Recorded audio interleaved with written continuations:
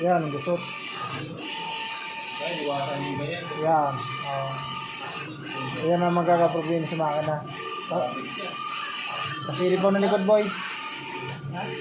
Ito nga rin. Ito ako na ako dyan. Huwag mo pa sira. Yan lang ano.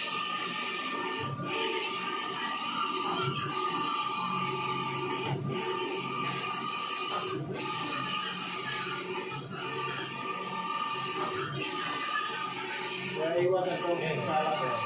Yun ang bagay. Pero yung simula na. Ang problema niyan, pag nakakita sa labot yan, yung brakes nyo magkakaroon ng buhay. Ang worst scenario, sira ang SB. Anong